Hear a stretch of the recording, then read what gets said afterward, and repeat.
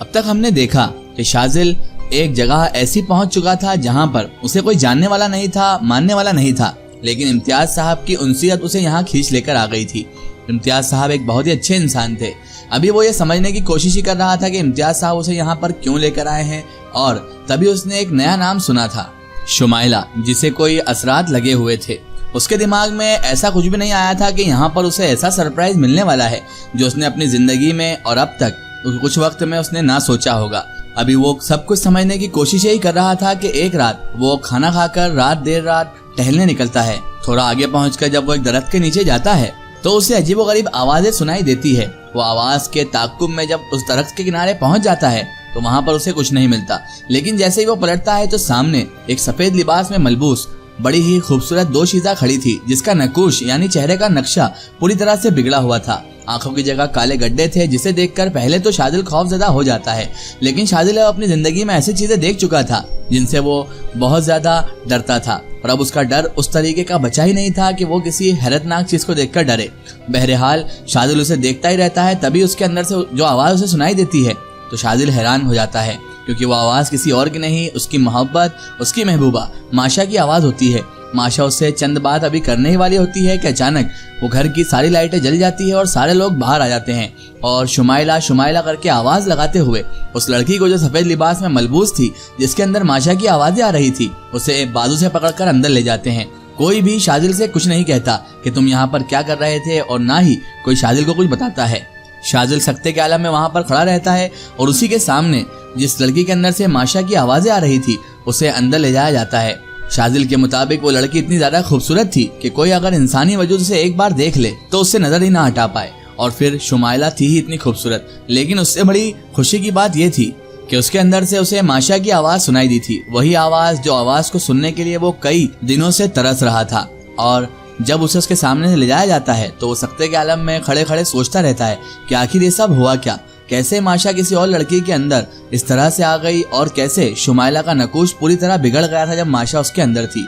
और अब आगे वो सब तो शुमाइला को लेकर चले गए, लेकिन मैं था जो पागलों की तरह वहीं खड़ा खड़ा इधर उधर देखता रहा। मेरे होशो हवास मेरा साथ छोड़ गए थे, क्योंकि जब भी माशा से मेरी मुलाकात होती थी या उससे बात होती थी, मैं ऐसे ही सख्ते के आलम में आ जाया करता था, क्योंकि वो नए नए चेहरों में, नए नए तस्वीर में और नए नए नकूश में जाहिर होकर मुझे अपनी मौजूदगी का एहसास दिलाती थी।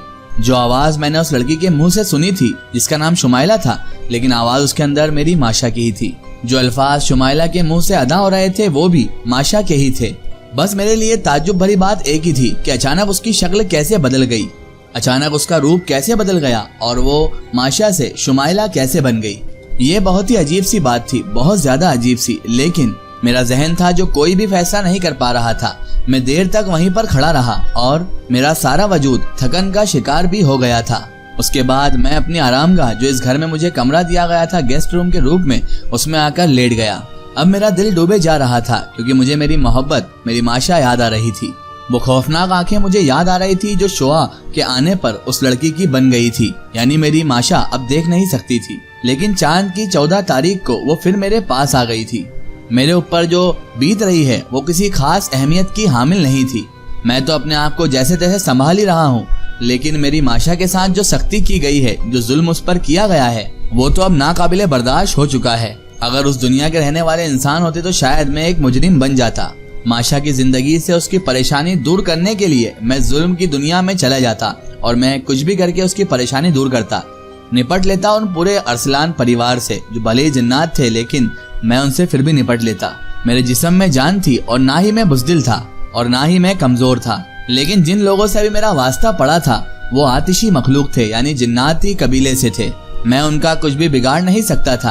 अब मेरी आंखों में नमी आ गई, और न जाने मैं कब तक आंखें धोता रहा।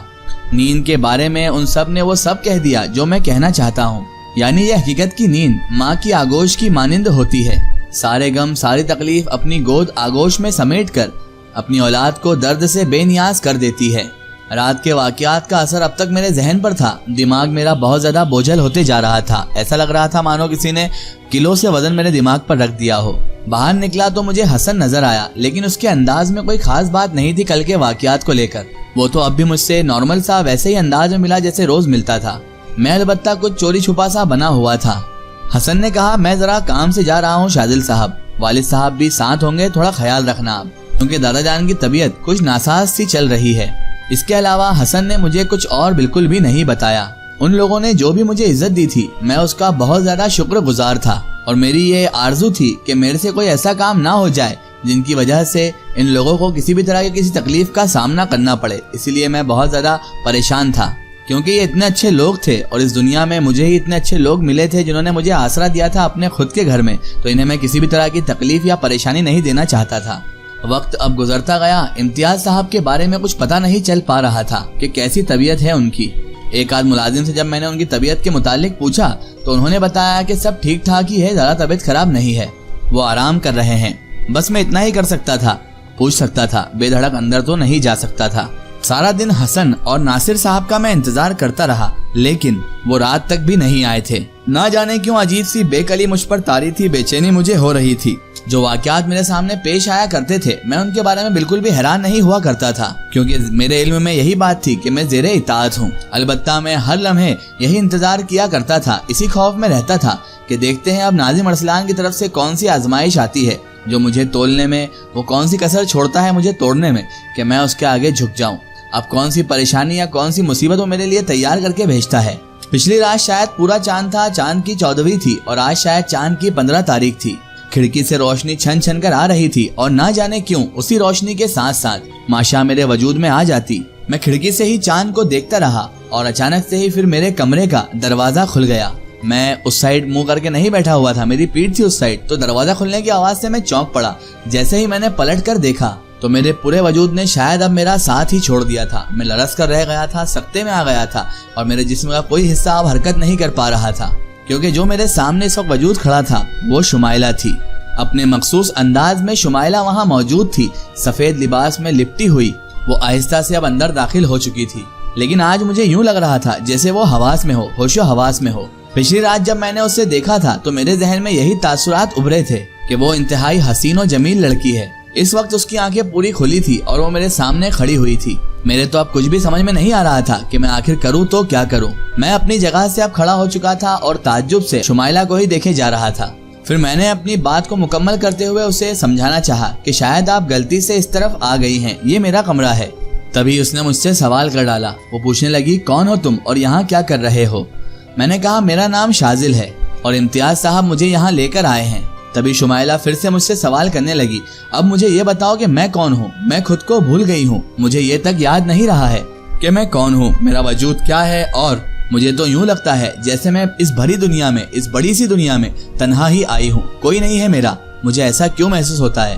میں نے کہا ویسے تو ہر انسان اس دنیا میں تنہا ہے، اپنے دل کے رشتے ہر انسان تلاش کرتا ہے، ہر چیز اس دنیا میں کسی نہ کسی کے لیے پیدا ہوتی ہے، اور جو چیز یہاں پیدا ہوتی ہے بعد میں وہ ختم بھی ہو جاتی ہے۔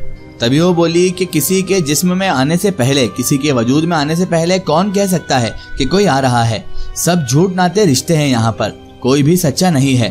اب تم ہی بتاؤ شاذل، کیا میں غلط کہہ رہی ہوں؟ سچ کہہ رہی ہوں نا میں؟ اس کی باتوں کا ایک ایک لفظ سچ تھا، اور اب مجھے شمائلہ نامی یہ لڑکی پر اسرار لگ رہی تھی۔ کچھ تو عجیب بات تھی اس کی باتوں میں، اس کے لہجے میں اور اس کے پورے وجود میں، کوئی ایسی بات تھی جو مجھے یہ ماننے پر مجبور کر رہی تھی کہ یہ پر اسرار ہے۔ ابھی اس کی یہی باتیں جاری چل رہی تھی کہ اچانک پھر سے ایک بار اور شور کی آواز گونجنے لگی اور عورتوں کے ساتھ امتیاز علی صاحب اندر آتے ہوئے مجھے نظر آئے۔ کھلے دروازے کے سامنے سے وہ گزر ہی رہے تھے اور انہوں نے دیکھ لیا اور میں بھی ایک دم سنبھل چکا تھا۔ مجھے پتا تھا اس ہنگامے کی وجہ ہو نہ ہو شمائلہ ہی ہوگی۔ میں سنبھل کر وہاں سے جب نکل آیا تو وہ سب کے سب لوگ میری جانب ہی متوجہ ہو گئے۔ امتیاز علی صاحب نے کہا وہ بیٹے شاذل دراصل اصل میں وہ ابھی پوری بات مکمل بھی نہیں کر پا رہے تھے، گھبرا رہے تھے۔ تبھی میں نے ان سے کہہ دیا وہ یہیں پر موجود ہے، اور وہ سب کے سب لوگ چونک گئے۔ پھر وہ خواتین جو امتیاز علی صاحب کے ساتھ تھی وہ سب کے سب خواتین اندر آئیں اور امتیاز صاحب میرے پاس ہی کھڑے رہ گئے۔ انہوں نے تبھی میرے بازو پر اپنا ہاتھ رکھا اور میں نے انہیں سہارا دے دیا۔ پھر شمائلہ ان خواتین حضرات کے ساتھ باہر کی جانب نکل آئی۔ اس وقت تو شمائلہ بھی مکمل ہوش میں ہی تھی۔ باہر نکلتے سے ہی اس نے مجھے دیکھ کر اور سارے لوگوں کو دیکھ کر یہی کہا کہ آپ سب لوگ مجھے لے کر اتنے زیادہ پریشان کیوں رہتے ہیں؟ آخر میں انسان ہوں، کوئی آگ کی بھیڑ تھوڑی نہ ہوں جو کھل کر بھاگ جاؤں گی۔ میرے تو کچھ سمجھ میں نہیں آتا کہ آپ لوگوں نے اپنا ہونے کے باوجود میرے اوپر اتنی زیادہ پابندیاں کیوں لگا رکھی ہیں۔ میرا بھی دل چاہتا ہے کہ میں باہر کی دنیا کو دیکھوں، باہر جاؤں، لوگوں سے باتیں کروں۔ آخر آپ سب لوگوں کو ہو کیا گیا ہے؟ وہ غصیلے انداز میں بولی اور اس کے بعد وہ تیز تیز قدموں سے باہر کی جانب چلی گئی۔ عورتیں اس کے پیچھے پیچھے چل پڑی، لیکن امتیاز صاحب وہیں پر رک گئے۔ اس کا ایک سٹوری ہم دیکھیں گے اس کے اگلے پارٹ میں۔